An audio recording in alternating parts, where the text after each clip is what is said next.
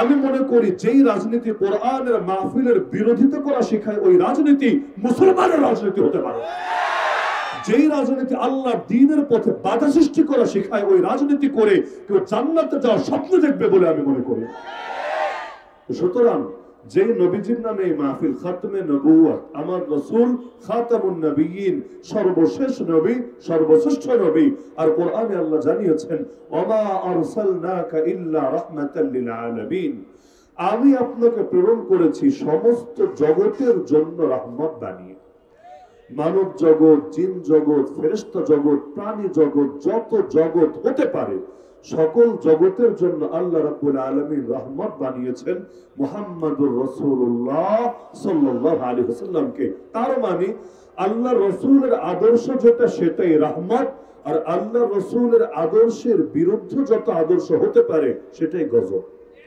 রহমতের বিপরীত শব্দ হলো গজব। যেমন সূরাতুল ফাতিহার সর্বশেষ আয়াতে আমরা প্রতিদিন প্রতি ওয়াক্তের প্রতি রাকাত নামাজে আল্লাহর কাছে আশ্রয় চাই গজবগ্রস্ত জাতির রাস্তা থেকে, গায়রিল মাগদুবি আলাইহিম। হে আল্লাহ, গজবগ্রস্ত জাতির পথ যাতে আমাদের পথ না হয়, তাদের মত যাতে আমাদের মত না হয়।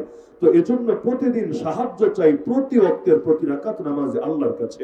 এই গজবের বিপরীতে হলো রহমত। আল্লাহর রাসূল সারাটা জীবন যেই পথ নিজে গ্রহণ করেছেন, উম্মতকে শিক্ষা দিয়েছেন, সেই পথে ছিল রহমতের পথ। যেমন তায়েফের ময়দানে আল্লাহ রাসূল সাল্লাল্লাহু আলাইহি ওয়াসাল্লাম যখন রক্তাক্ত হয়ে আছেন, ফেরেশতা পর্যন্ত সহ্য করতে পারছেন, আল্লাহ রাসূলের কাছে এসে অনুমতি চাইল, ইয়া রাসূলুল্লাহ, আপনি যদি বলেন দুই পাশের পাহাড়কে চাপা দিয়ে এই পুরো জনপদকে বিরান করে দেই, ওদেরকে ভর্তা বানিয়ে নস্বাত করে দেই। আল্লাহ রাসূল আল্লাহকে বলেছিলেন, আল্লাহুম্মা ইল্লাম ইয়াকুন বিকা গাদাবুন আলাইয়া ফালা উবালি। হে আল্লাহ, আমার উপর যদি আপনার রাগ না থাকে, আমার কোনো কিছুতে কোনো পরোয়া নাই। কে মারলো, কে ধরলো, কে বলি দিল, কে গালি দিল, কে ফুল দিল, কে পাথর ছড়লো, কোনো কিছুতে আমার কোনো পরোয়া নাই।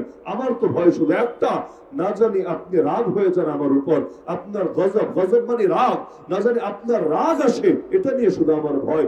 আপনি যদি খুশি থাকেন, পৃথিবীবাসী কোন দিকে গেল, কোন পক্ষে গেল, এটা দিয়ে আমার কিছু আসে যায়।